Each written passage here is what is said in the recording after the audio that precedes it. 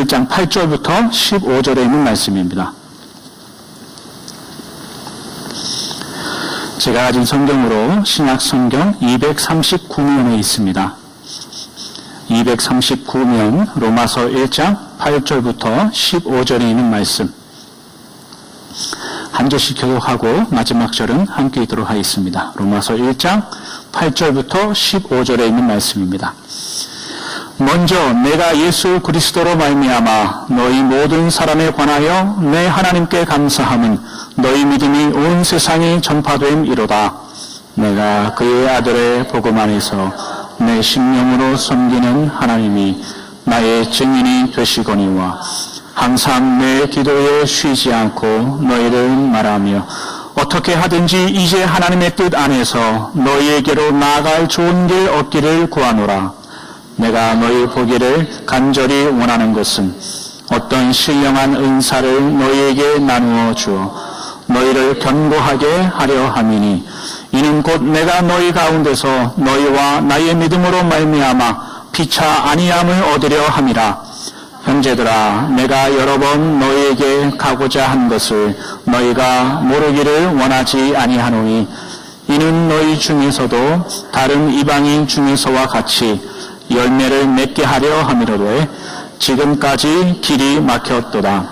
헬라인이나 야만인이나 지혜 있는 자나 어리석은 자에게 다 내가 빚진 자라. 그러므로 나는 할 수 있는 대로 로마에 있는 너희에게도 복음 전하기를 원하노라. 아멘. 귀한 시온 성가다의 찬송 참 감사드립니다. 오늘 이득수 권사님께서 솔로를 저렇게 잘하시는지 오늘 저는 처음 알았습니다.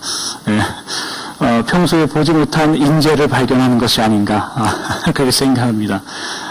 이득수 권사님께서 몇 주 전에 지금 다리를 넘어지셔서 지금 계속 절뚝거리는데 여러분 생각나실 때마다 기도해 주시고 속히 회복될 수 있도록 저도 한 5년 전에 축구하다가 다리를 삐끗했는데 한 달 넘게 가더라고요. 그래서 이렇게 평소에는 잘 몰랐는데 걷다 보니까 불편하고 그러다 보니까 많이 힘들죠. 여러분들 권사님들 위해서 또 저희 교회 환우분들을 위해서 우리 함께 기도하는 저희 교회가 됐으면 좋겠습니다. 믿음이라는 단어를 생각하면 가장 먼저 떠오르는 인물이 바로 아브라함이 아닌가 생각합니다. 이방신을 섬기던 그 아브라함을 하나님께서 불러내셨습니다. 그리고 마침내 그의 아들 독자 이삭을 하나님 앞에 드리기까지 순종하는 믿음의 조상이 되는 그런 아브라함의 그 일생을 우리가 창세기의 성경을 통해서 배웁니다. 우리가 아브라함의 인생을 통해서 배우는 바가 뭡니까? 그가 12장, 창세기 12장의 본토 친척 아비집을 떠날 때에 그가 이미 믿음을 가지고 떠난 것이 아니었다가 우리가 배우는 바입니다. 아브라함의 믿음에 대해서 로마서 4장 5절은 이렇게 기록합니다.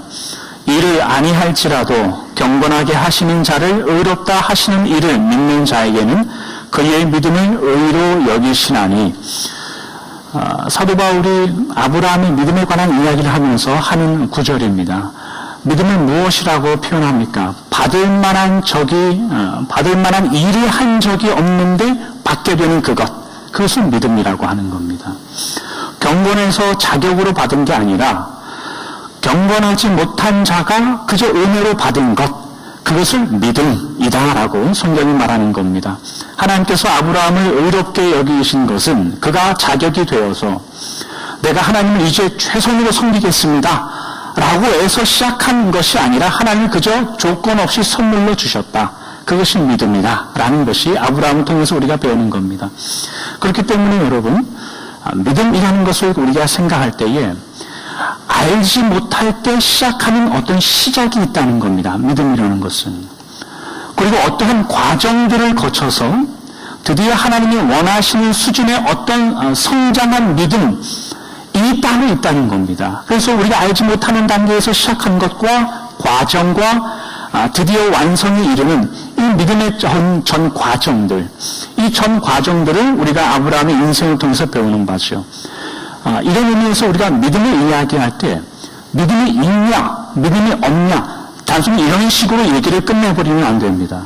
그런 것이 아니라 믿음이라는 것은 오늘 하루를 내가 하나님을 향한 그 믿음 때문에 어떻게 생각하고 어떻게 고민하고 어떻게 하나님의 앞에 성도로서 믿는 자로서 살아갈 것인가를 끊임없이 생각하고 묵상하는 것, 그것이 믿음을 가진 자의 삶인 것입니다.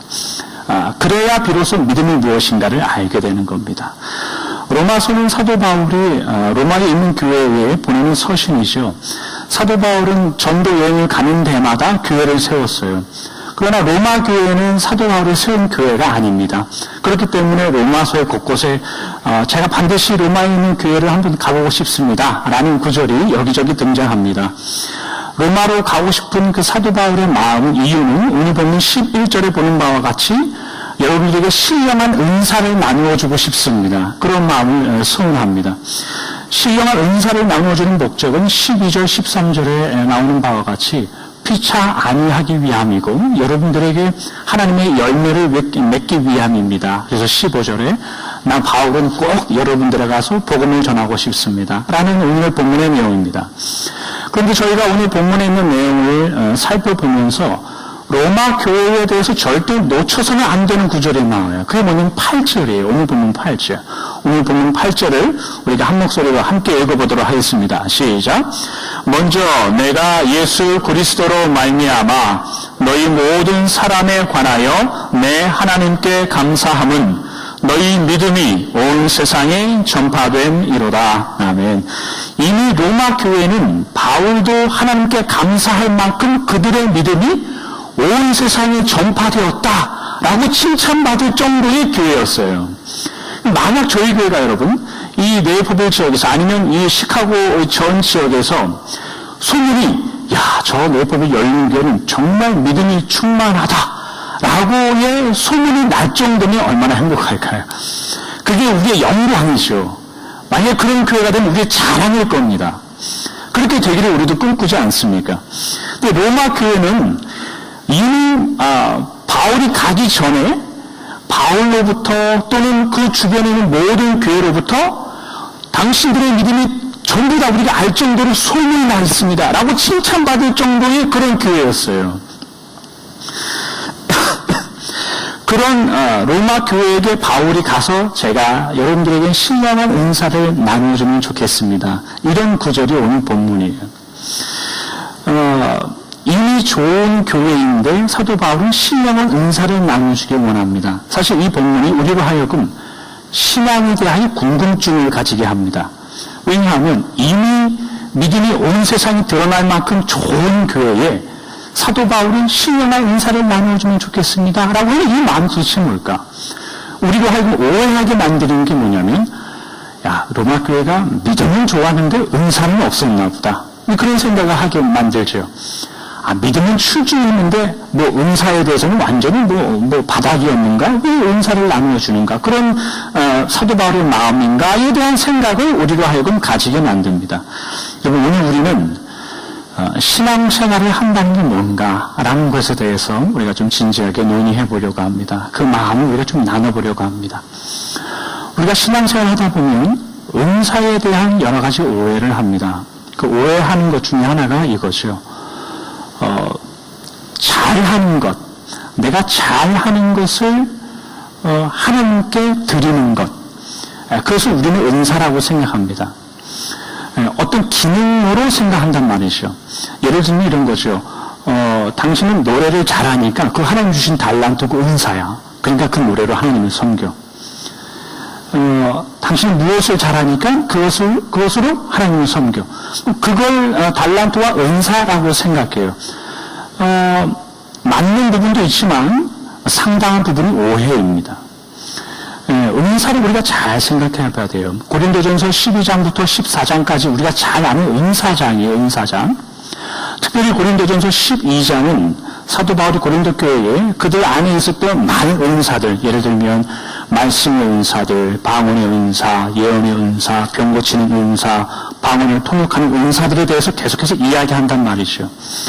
그런데 나중에 고린도전서 12장 마지막 부분에 가면 사도 바울 선생님이 이 은사를 무엇과 비교해서 결론을 내냐면 몸과 비교한단 말이죠. 몸을 가지고 이 은사를 설명해요. 고린도전서 12장 18절에 뭐냐면 몸은 하나인데 지체가 많다. 이렇게 표현한단 말이죠. 하나님께서 원하시는 대로 각 지체를 그 몸에 두셨다. 이렇게 표현해요. 은사를 가졌다는 의미는 내가 잘하는 것, 그것보다 더 커요. 남들이 가지 못했던 어떤 특수한 나만의 것을 하나님 앞에 드린다. 이 개념보다는 왜 몸으로 표현하고 있냐면 눈, 코, 입, 팔 자리에 있지 않아요. 그런 것처럼 은사라는 것은 어떤 존재가 되었다는 뜻이에요.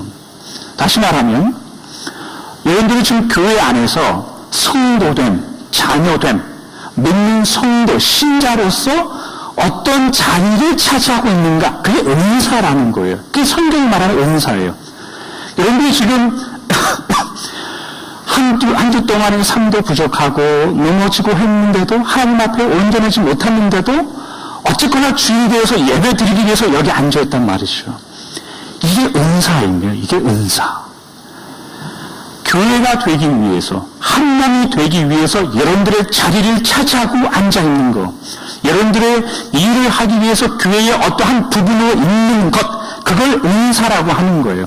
그러니까 은사라고 얘기할 때 우리는 어떤 기능적인 일을 하는 것보다 더 큰 의미예요. 더 넓은 의미예요. 그래서 오늘 보면 로마서 1장 11절에는 사도 바울이 신령한 은사를 나누어 주는 것은 여러분들을 견고해지기 위해서입니다. 여러분들의 신앙이 견고해지기 위해서입니다. 라고 그런 표현까지도 사도 바울이 쓰는 거예요. 여러분, 미국 우리 아이들은 잘 모르겠는데 한국에 있는 우리 제 어렸을 때 어르신들이 얘야 너는 자라나서 꿈이 뭐냐 이렇게 이야기하면 10중 8구 꿈이 뭡니까? 저는 대통령이 되는 게 꿈입니다. 이렇게 얘기하죠. 좀 거기까지 생각 못하면 저는 과학자가 될 겁니다. 이렇게 얘기하지 않아요? 그러니까 미국 아이들은 흔한 꿈이 뭡니까? 대통령입니까? 미국 아이들도? 좀 모르겠어요 아직은. 한국에서는 무조건 대통령이었죠. 그러니까 어릴 때에 갖는 포부가 제일 크죠. 큰 힘을 가지고 큰 업적을 남기는 것. 그게 어릴 때일수록 더 커요. 근데 여러분 50대, 60대, 70대 이런 어르신들에게 만약에 무리하지 않는 선에서 어르신 지금 꿈은 뭡니까? 이렇게 물어보면 그 어르신들이 신 목사 나의 꿈은 여전히 대통령이 되는 것이요 이렇게 대답하겠습니까? 그런 말 안 한단 말입니다. 그런 얘기 안 해요. 그러니까 왜냐하면 살아가는 것이 무엇인가에 대한 이해를 가지고 있단 말이죠. 내가 지금까지 살아온 것에 대한 이해를 가지고 있어요. 어르신들에게 어르신 지금 와서야 이제 소망이 뭡니까? 이렇게 이야기하면 아마 모르긴 몰라도 제가 이해하는 한동에서는 사람답게 사는 것, 이 태도도 안에 다 있을 거예요, 아마. 그러니까 젊은 가정들이 힘들어할 때 위로할 수 있는 건 사실 어르신들이에요. 어르신들이 가서 그 수많은 세월을 겪고 와서 젊은 세대들이 좀 작은 것 때문에 힘들어하고 괴로워할 때 어른들이 와서 위로해 주잖아요. 위로해 주는 말이 뭡니까? 야, 여보시오. 그거 시간 지나고 나면 다 별거 아니야. 그거 큰 거 아니야. 지나고 나면 별거 아니야. 이런 얘기 해주죠. 근데 젊은 사람들이 와서 야, 뭘 그거 가지고 그러냐 이러면 서운하죠. 어르신들만 그런 위로를 할 수 있는 거. 왜냐하면 그런 세월을 어른들은 거쳐왔기 때문에 그런 대화를 할 수 있는 거예요. 여러분, 교회도 마찬가지예요.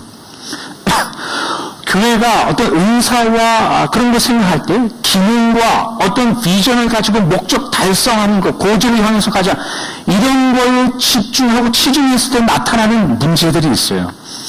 성경의 에베소 교회가 가장 큰 예화거리예요.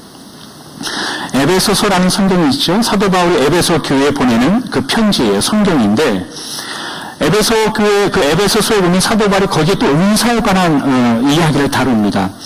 에베소서 4장 11절부터 13절의 말씀을 이렇게 기록합니다. 제가 한번 읽어볼게요.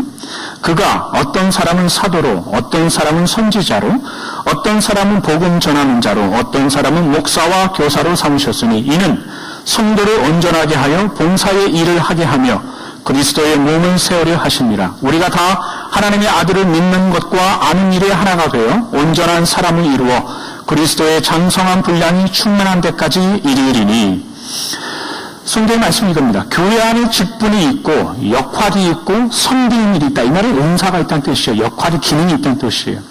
그러나 하나님께서 이 모든 것들을 교회 안에 허락하시는 그 이유와 목적은 그 일 자체에 있는 것이 아니라 교회가, 성도가, 여러분이 하나님이 원하시는 그리스도의 분량까지 자라나는데 하나님이 그 목적을 두고 있다는 뜻이에요.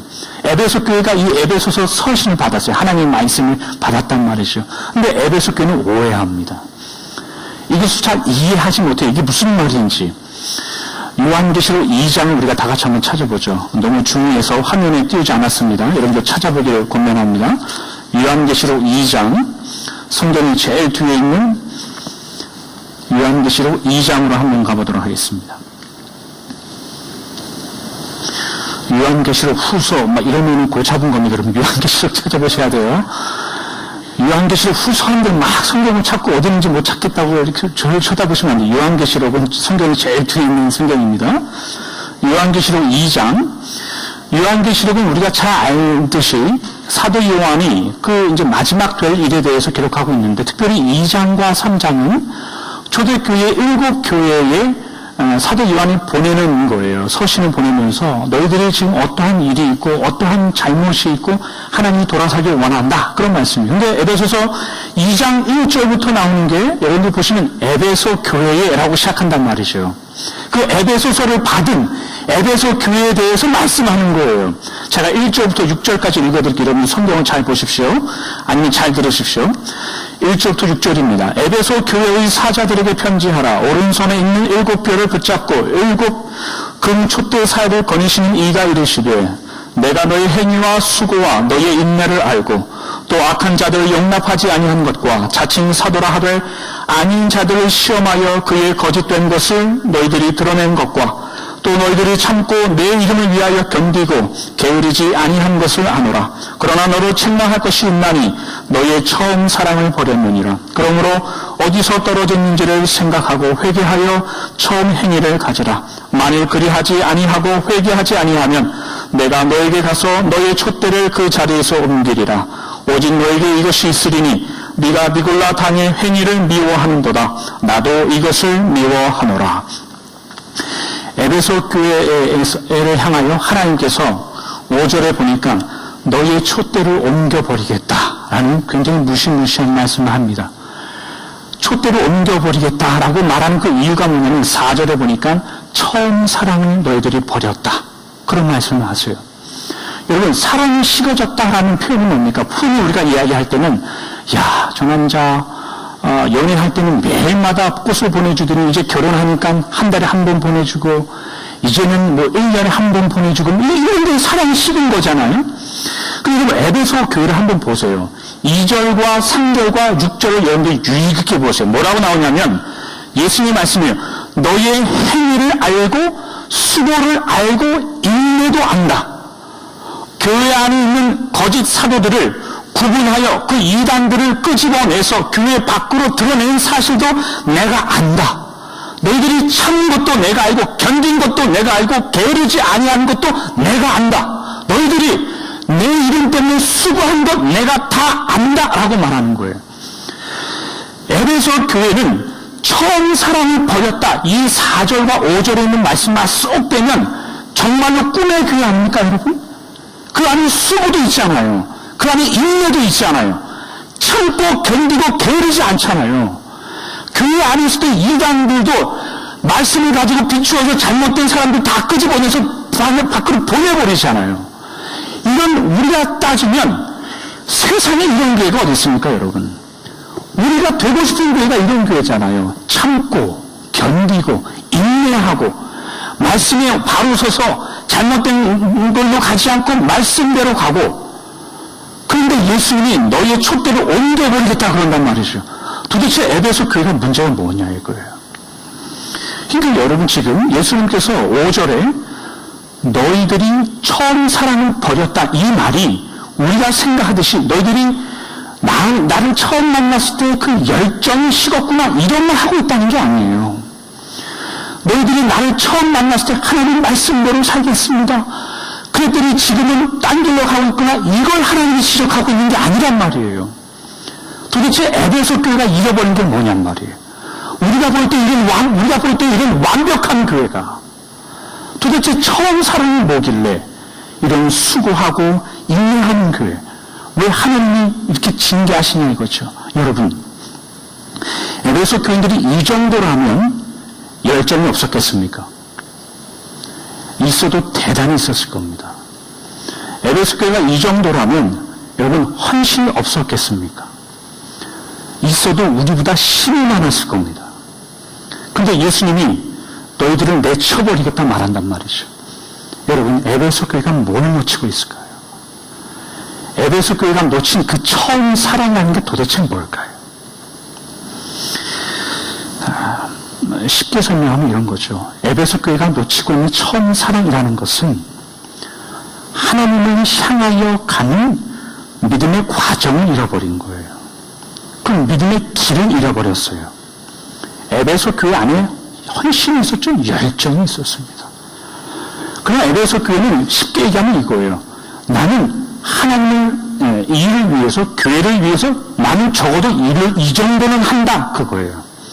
그것밖에 남지 않은 교회예요.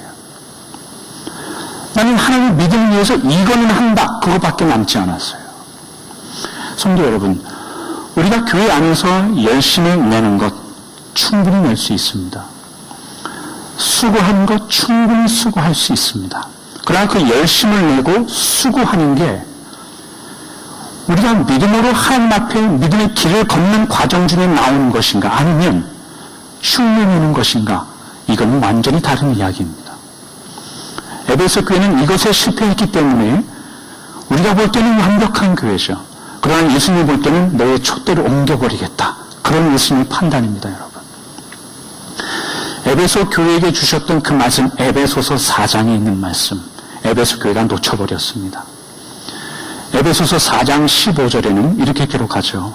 오직 사랑 안에서 참된 것을 하여 범사에 그에게까지 자랄지라. 그는 머리니 곧 그리스도라. 하나님의 말씀이 이겁니다. 자라나라. 더욱 자라나라. 자라나기 위한 그의 자리로 가라. 자라나기 위해서 하나님의 믿음을 가진 사람으로서 그 책임의 자리로 가라. 그거예요. 그곳에 서 있어라. 그겁니다. 여러분, 마가복음 8장에 가면 베드로가 예수님께 고백하죠. 주님 그리스도시요 살아계신 하나님의 아들입니다.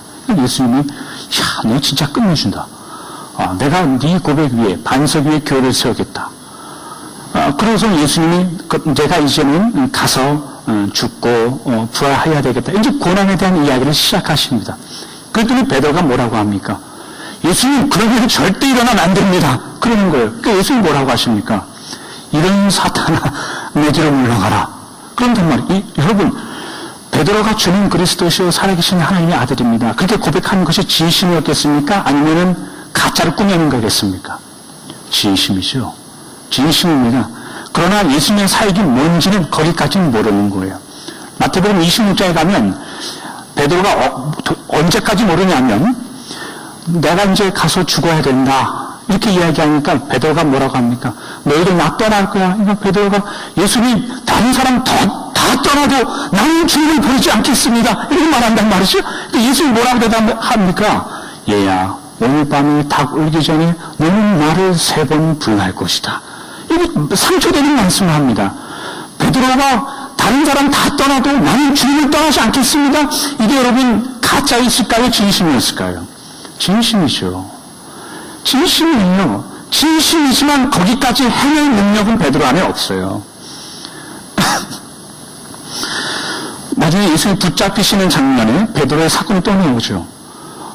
가룟유다가 이제 병정들 데리고 오죠. 예수님에게 딱 붙잡으니까 베드로가 칼을 부악 빼더니 제사장이 좀 말고의 길을 부악 빼버리잖아요. 잡아가지 말란 뜻이에요. 우리 예수님 내가 지키겠다 그거예요. 그러니까 예수님이 그 귀를 붙여주시면서 칼로 든 사람은 칼로 망하니까 얘들아 그것까지 참아라 그런단 말이죠. 여러분 베드로가 지금 칼을 뽑아서 말고의 길을 자르는 거 이거 베드로가 지금 힘 자랑하려고 하는 거겠습니까? 예수님에 대한 열정과 진심을 보여주는 거겠습니까? 열정과 진심이에요. 열정과 진심이지만 베드로의 기사가 우리에게 얘기하는 건 뭐냐? 신앙이라는 것은 열정과 진심과 진정성을 가지고 그것으로 다가가는 거예요. 어디까지 가셔야 되는 여러분들이 하나님을 향한 진심과 열정, 여러분 왜 신앙생활의 열정과 진정성이 중요하지 않겠어요? 당연히 필요합니다. 그러나 그 진정성과 열심과 진정이라는 것이 다가 아니라는 거예요. 하나님이 예수님 그걸 그냥 내버려 두세요. 베드로가 하여금 당해보라고 좀 나쁜 표현이고 겪어보라고 놔둬버리는 거예요. 왜냐하면 그런 것들을 경험해야 내가 가진 그 진정성과 힘과 능력이 아니라 예수님을 잡는 그 마음, 예수님을 따라가는 마음이 필요하겠구나를 베드로가 알기 때문에 네가 오늘 저녁에 3번 나를 부인할 것이다. 그냥 내버려 두신단 말이죠. 아니, 베드로가 그렇게 약했으면 붙잡아야죠. 아니면 이 뺨을 쫙쫙 때려서 정신 나게 해야죠. 야, 정신 차리면 네 수준이 어느 정도 알고 그런 쓸데없는 고백하지 마. 이렇게 안 하신단 말이죠. 고백해라. 그리고 가서 또 무너져 봐라. 그리고 네 한계가 어딘지 확인해보고 다시 또 와라. 그럼 또 한 번 자라나는 거예요. 여러분, 신앙생활과 믿음생활이라는 것은 신앙생활을 달려온 그 수준이 있다는 뜻이에요. 그리고 하나님을 경험하고 체험한 만큼의 넓이가 있다는 뜻이에요. 그리고 성경 말씀을 알아갈수록 하나님을 아는 것만큼의 그 깊이가 있다는 뜻이에요. 신앙생활은 여러분들이 달려온 만큼의 그 넓이와 하나님을 깨달은 만큼의 깊이와 여러분들이 하나님을 알고 있는 그 수준과 깊이와 넓이, 그것이 여러분의 것이 되어서 그 길로 하나님을 의지하여 살아가야 되는 것, 그것이 신앙이고 그것이 처음 사랑을 가진 자라는 성경의 표현입니다. 시편 73편은 그 아삽이라는 분이 지으신 시예요. 시편 73편은.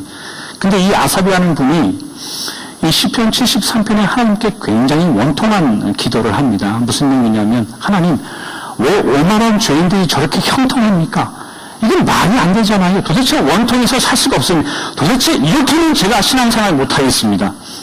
라고 하나님 앞에 그냥 원통을 호소합니다.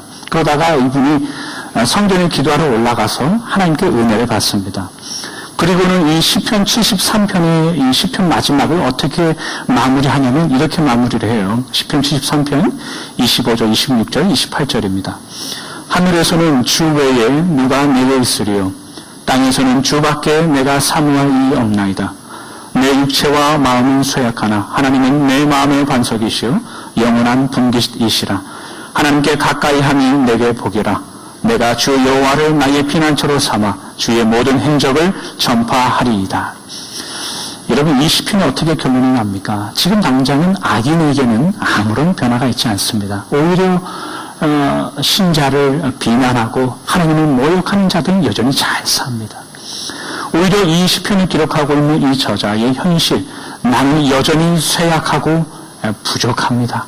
그러나 하나님, 제가 깨달은 것은 하나님께 가까이 있는 내가 부유한 사람이고 가까이 있는 내가 복이 있는 사람이다. 그것을 깨닫게 되죠. 그리고 그 믿음을 붙잡습니다. 여러분, 이러한 신앙의 고백이 처음 사랑을 가지고 사는 자들의 모습입니다. 처음 사랑을 가진 자는 이 과정 속을 버텨냅니다. 처음 사랑을 가진 자는 하나님 앞에 무슨 일을 하기 이전에 하나님 앞에 내 마음이 어떠한가 날마다 상고하고 날마다 묵상합니다. 여러분, 이 믿음을 살아내십시오. 이 신앙을 살아내십시오. 그런 분들에게 하나님의 축복이 영원히 함께하리라 우리가 믿습니다. 말씀을 정리합니다. 여러분, 믿음의 길이라는 것은 우리가 성경을 통해서 살펴보듯이 어떠한 지식과 체험과 말씀을 한두개 깨달은 것으로 단번에 맞춰지는 것이 아닙니다. 그렇기 때문에 단순히 어떠한 사건과 지금 현재의 내가 당하고 있는 여러 가지 형편들 때문에 믿음이 있다, 믿음이 없다 이런 말 할 필요도 없습니다. 믿음이라는 것은 여러분 인생의 전 시간에 걸친 과정입니다. 때로는 하나님 여러분들을 향해서 침묵하실 때도 있습니다. 그런 것은 내가 너희와 이제 함께하지 않겠다 이런 마음이 아니라 겪어봐라 그겁니다. 그럼 네가 가진 열정과 순수함과 열심과 그것으로 되지 않았어요, 베드로는. 근데 그게 아니더라 이거예요. 하나님은 결국은 우리에게 필요한 게 무엇인가? 하나님입니다. 이걸 알려주기 위해서 때로는 침묵하시고 잠잠하십니다. 때로는 감사함과 능력과 충만함 가운데 살 수 있습니다. 그러나 그것이 내가 열심히 했기 때문에, 내가 주님 앞에 무릎 꿇어 기도했기 때문에 여기까지 왔습니다, 이러면 교만한 거예요. 하나님이 은혜가 필요하니까 은혜를 주신 겁니다. 이거 뜨거운 믿음을 가지고 있습니까? 그럼 더 겸손해야 돼요. 아이고, 내가 얼마나 부족했으면 하나님이 이러한 책을 나에게 해주실까? 그런 마음으로 여러분의 믿음, 우리가 알지 못했을 때 받았던 그 신앙이 있죠. 주님을 만나는 그날까지 처음 사랑을 가지고 이 믿음의 과정들을 살아내시기 바랍니다. 여러분, 자라나십시오. 자라나십시오. 사도 바울의 고백처럼 달려갈 길과 그 주 예수님께 받은 상임을 마치기 전까지는 세상에 지지 마십시오. 세상에 넘어지지 마십시오. 우리가 달려갈 때 아파봤자 넘어져서 다리 까지는 것밖에 없습니다. 순결의 마음을 가지고 믿지 않는 나의 아내와 나의 남편과 아이고 바가지를 긁습니다. 하나님, 제가 순교하는 마음으로 버텨내겠습니다. 이런 기도 하지 마십시오. 뭐 순교를 아무나 하는 줄 아십니까? 스데반 집사님과 같은 마음이 아니면 순교란 말도 입 밖에 두고 하지 마십시오. 저도 안 합니다. 순교란 쉬운 게 아닙니다. 아무나 할 수 있는 게 순교가 아닙니다. 그냥 믿지 않는 남편과 아내와 막 싸우니까 그건 부족해서 그런 겁니다. 순교하는 마음이 아니에요. 견디십시오. 그 안에 하나님을 붙잡고 하나님의 말씀을 위해서 말씀대로 살겠습니다 하는 그 마음으로 하루하루 날마다 주님과 동행하는 여러분들의 믿음 되시길 주님 이름으로 축원합니다. 기도하겠습니다. 하나님 감사합니다. 오늘 저희가 믿음의 길이라는 제목으로 올라서 있는 말씀을 나누어 보았습니다. 하나님, 믿음과 신앙은 우리가 하나님을 미처 알지 못했을 때 우리에게 은혜와 선물로 주신 하나님의 것입니다. 때로는 이것을 우리가 열심을 내고 우리가 진정으로 하나님을 섬기고 우리가 힘을 내면 이것을 우리가 키울 수 있다고 교만할 때가 많습니다. 그러나 주님, 에베소 교회와 베드로의 사건들을 보면서 우리가 아무리 진정성 있게 열심과 열정을 가져도 우리의 믿음의 수준은 한계가 있다는 것을 우리가 배웁니다. 그 안에 오직 주 앞에만 있기 위하여 나의 믿음을 되돌아보며 오직 하나님의 말씀대로 살기 위하여 나의 신앙을 되돌아보는 그 믿음, 그 처음 사랑, 하나님을 처음 만났을 때에 하나님 앞에만 살기 위한다는 고백했던 그 마음, 이것을 지키기 위해 수고하는 우리가 될 수 있도록 인도하여 주시옵소서. 이 마음을 잃어버리면 우리는 그저 아무 뜻 없이 일하는 일꾼만 될 뿐입니다. 그저 아무런 의미 없이 그냥 일하는 자만 될 뿐입니다. 하나님, 우리의 마음 주 앞에 드리게 하여 주시고 우리의 심령 하나님께 드리게 하여 주시고 우리의 믿음의 전 인생을 주 앞에 드리는 하나님께서 기뻐하시는 아름다운 믿음들 될 수 있도록 축복하여 주시옵소서. 귀하신 예수님 이름으로 기도하옵나이다. 아멘.